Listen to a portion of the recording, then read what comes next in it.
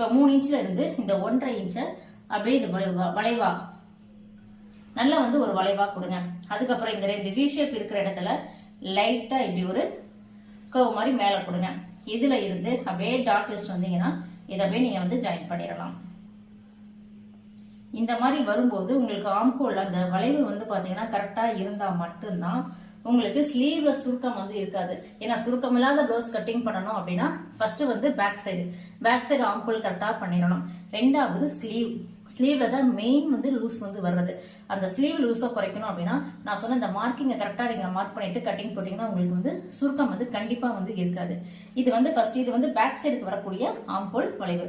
அடுத்தது முன் பக்கமா நம்ம பண்ணக்கூடிய ஆம்ஹோல் வளைவு. அது வந்து பாத்தீங்கன்னா நீங்க இன்ச் டேப் பெஸ்ட் இந்த 3 இன்ச் மார்க் பண்ணோம்ல அதுக்கும் கீழே 1/2 இன்ச் வந்து மார்க் பண்ணிக்கிங்க. மார்க் பண்ணிட்டு இந்த 1/2 இன்ச்ல இருந்து இங்க 1 இன்ச் இருக்கு பாருங்க, இதுக்கு லைட்